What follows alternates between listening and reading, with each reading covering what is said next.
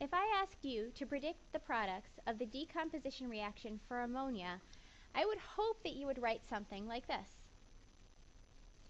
Additionally, if I asked you to write the synthesis reaction for the combination of nitrogen gas with hydrogen gas, I would hope that you would write something like this. So as you can see, when you have ammonia, nitrogen, and hydrogen, both a decomposition reaction and a synthesis reaction are possible. The reaction that actually occurs depends on which reactants you have. In chemistry, it is assumed that all reactions can proceed in both the forward and reverse directions, just like in this example. Chemical equilibrium is reached when you have a reaction occurring in a closed system and both directions take place at equal rates. This means that if you had a closed container with ammonia, hydrogen, and nitrogen in it, you would eventually have both the decomposition reaction and the synthesis reaction occurring at equal rates. The closed container part ensures that as one reaction proceeds to completion, the buildup of product doesn't go anywhere and can eventually react in the reverse direction. Instead of writing both equations every time, though, double arrows can be used to signify a reversible reaction. Even though we said earlier that all chemical reactions are reversible, this doesn't necessarily imply that every reaction should get a double arrow such as this.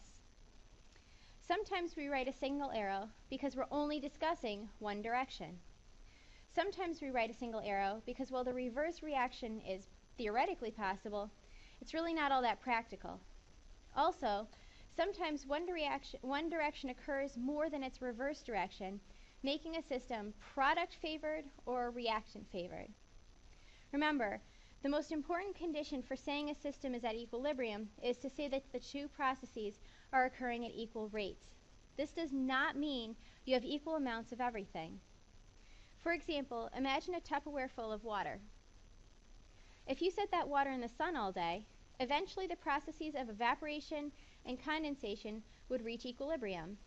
They would reach equal rates. However, that doesn't mean that the amount of water and the amount of water vapor are necessarily equal.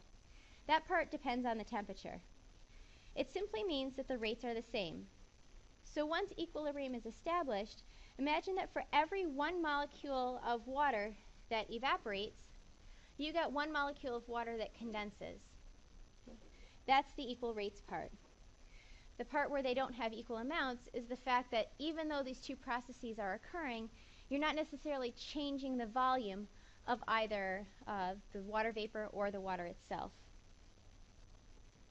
Another way of looking at this is to consider a reaction coordinate diagram like from the last chapter. If you look at this, you will see that one direction is exothermic and the other direction is endothermic. We discussed this concept during our thermodynamics chapters as well. You can also see that both directions have very different activation energy barriers. Thus, while both reactions are possible, one is more difficult to initiate and would require a higher temperature to occur. To more quantitatively discuss the position of equilibrium, such as whether it is even established yet, whether it's reactant favored, or whether it's product favored, we can compare the relative concentrations of the products to the concentrations of the reactants in a ratio. So for example, if you have a reaction such as this, A plus B goes to C plus D, with the lowercase letters signifying the coefficients that would apply to those compounds, the ratio comparing the concentrations could be written in this way, with the product of the products over the product of the reactants.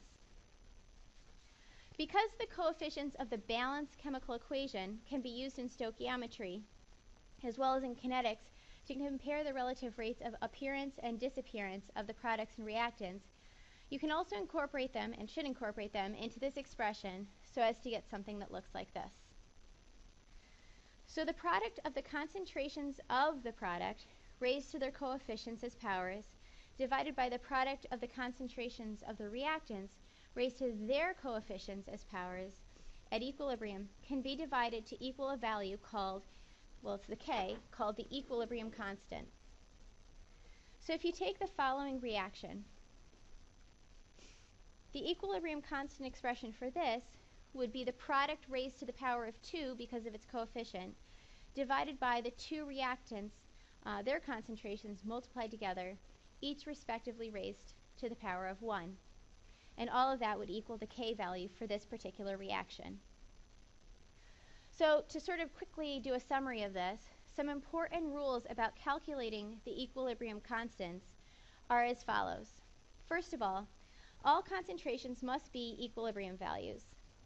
They must be concentration values, move this out of the way. They must be concentration values measured after equilibrium of a system has been established. If you envision a graph of a reaction comparing these concentrations with the progress of a reaction, it would look something like this. We're going to do reaction progress on the bottom, and we'll do concentrations on the side. As you look at it, we would have, picture the concentration of the reactants would start off initially high, and as the reaction proceeds, they're going to decrease.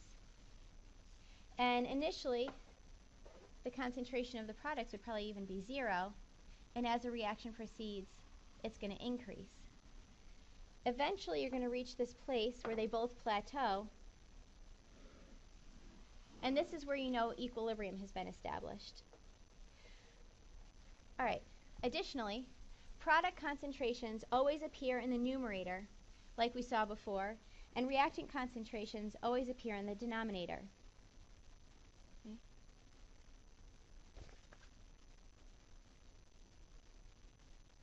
Let's move this guy out of the way.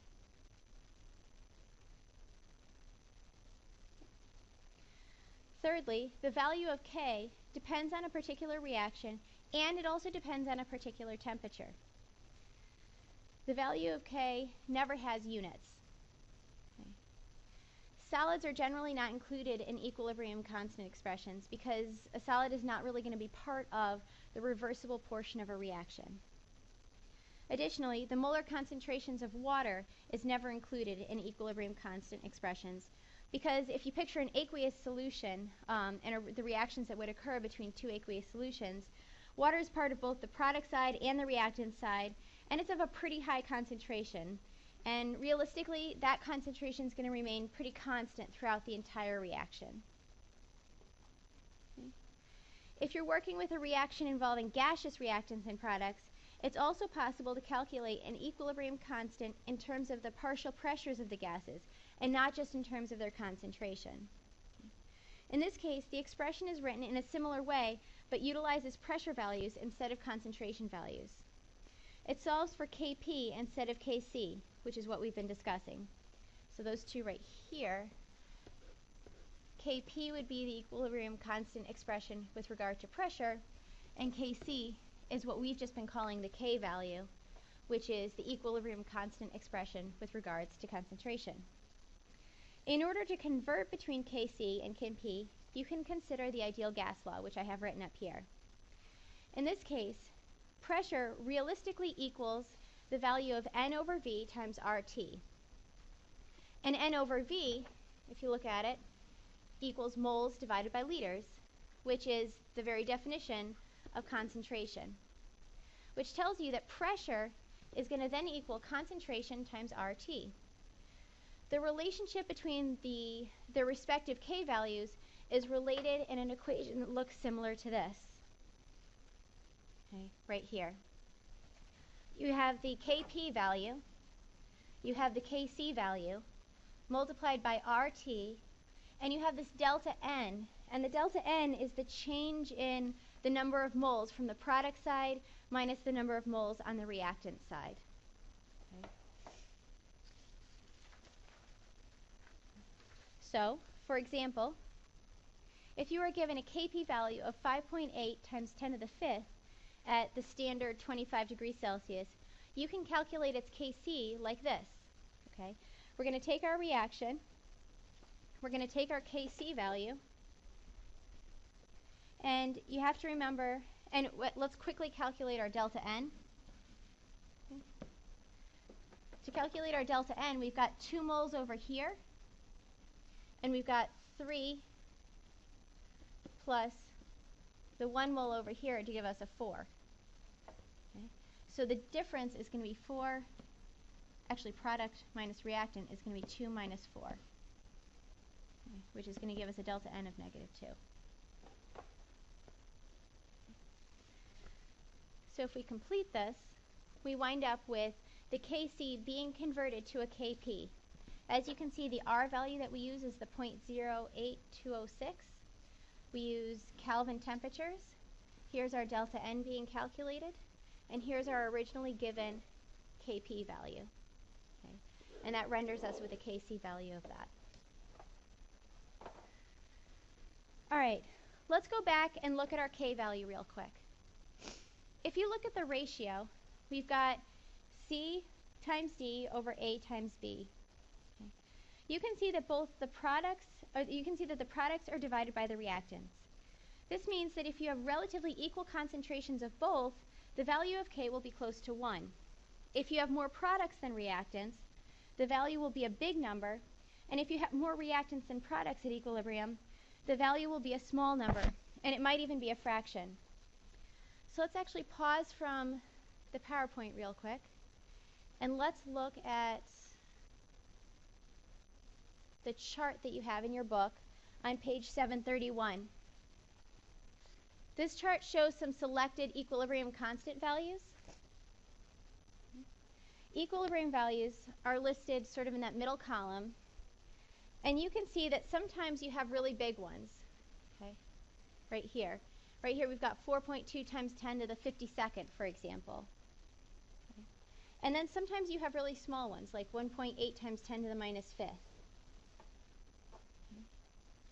The ones with the really big values are going to be considered product favored, and the ones with the really small values are going to be considered reactant favored. If you think about it, sometimes it makes sense. For example, if you picture a combustion reaction, okay, combustion reaction is probably going to have a pretty large K value. That thing's going to be product favored. It's going to be pretty hard to take the products of a combustion reaction and turn them back into their original condition. All right, so let's go back to our PowerPoint.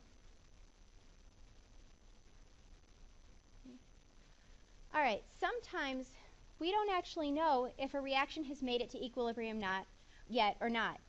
What we do know is we might know its K value because of previously calculated data, and we might know the concentrations that we are currently at. For reactions such as this, we can calculate something called the reaction quotient. Okay? And it's almost exactly like calculating the equilibrium constant, but the values used are not necessarily at equilibrium. So if you're calculating an equilibrium constant, all of these concentration values, they have to be at equilibrium. But if you perform the same concentration here with values that aren't necessary at equilibrium, what you're doing is calculating the reaction quotient, which is abbreviated with a Q.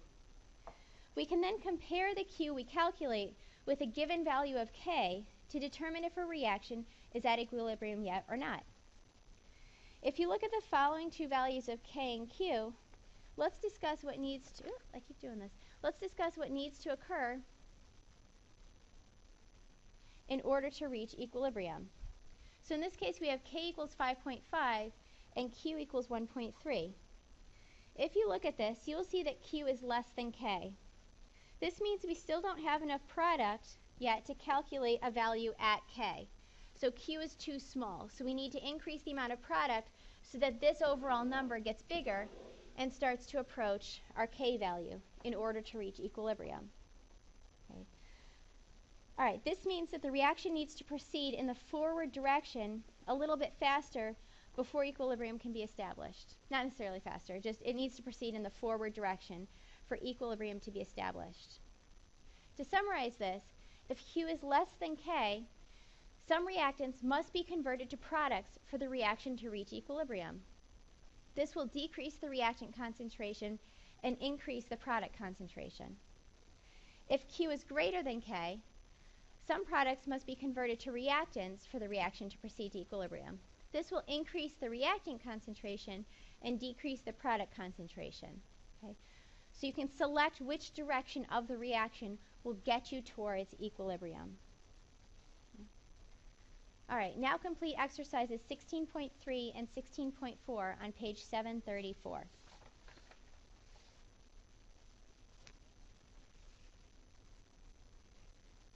All right, to move on, just like any formula, you need to know some of the variables in this formula for calculating an equilibrium constant in order to infer the rest.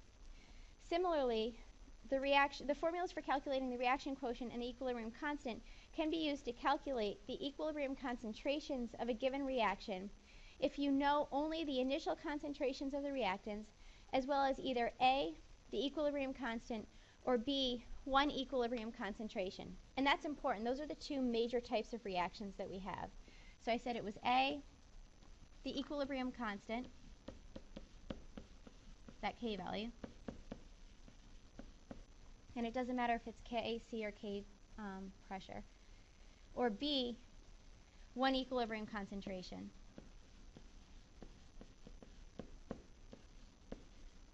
Okay.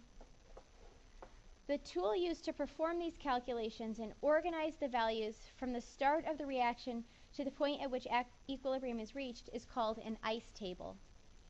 I stands for initial concentrations and pressures, C stands for the change in concentrations and pressures, and E stands for the equilibrium concentrations and pressures.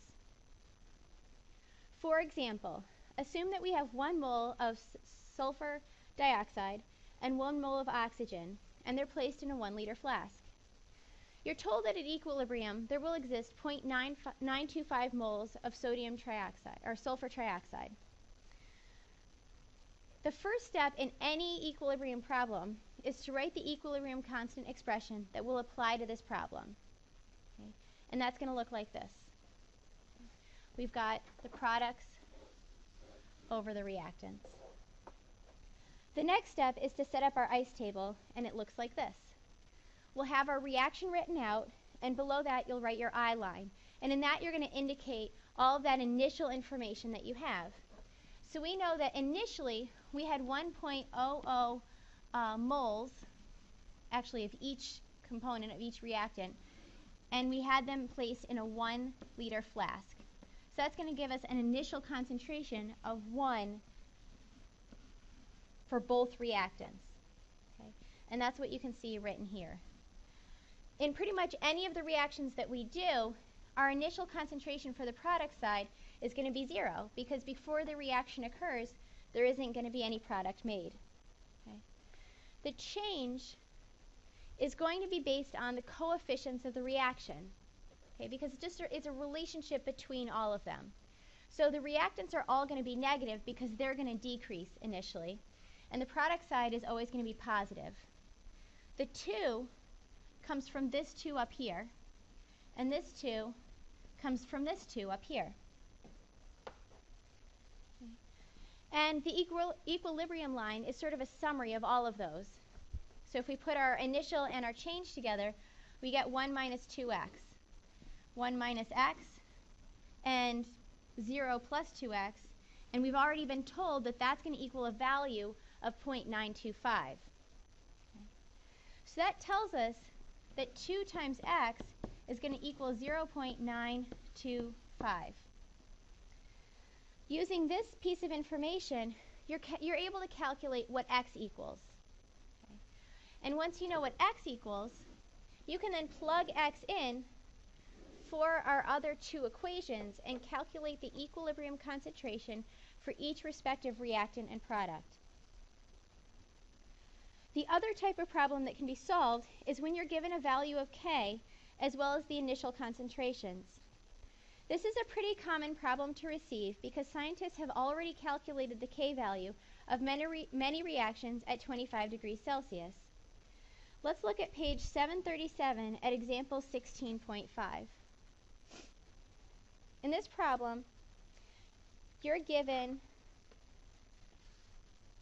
1 mole of H2 and I2 in a 0.5 liter flask. Okay. You're asked to calculate the equilibrium concentrations of all the components, and you're also given a K value of 5.54 right here. So you have the reaction, you're able to write the expression, and you know the K value. Okay. So you just need to figure out those equilibrium concentrations. So we have the expression set up. The next thing we need to do is to set up our ice table. Okay, so we write our equation and we write our initial concentrations. Those can be easily calculated from the moles given and the volume given to equal 2, 2, and 0, because again, the product side is going to have a concentration of 0. Our change, based on our coefficients and using an x, is going to be minus x, and plus 2x, okay, which gives us a summary line at the equilibrium point of 2 minus x, 2 minus x, and 2x. Okay. So if we look back at our equilibrium constant expression, we have K equals the products over the reactants equaling an actual value of 55.64. We can insert into this the equations that we just made up for our equilibrium concentrations. Okay. And that's going to look like this. Okay. If you look right here. Okay. And this equals our 55.4. This gives you only one missing value in the entire equation. So at this point, you're going to need to solve for our x values. And once you do that, you're going to get an x value of 1.58. Now, in order to finish the problem and determine the equilibrium constant or the equilibrium concentrations for each of the reactants in the product, you can take your 1.58 and stick it back in for x for all of our different equations. Okay. All right, now complete exercise 16.6 on page 738.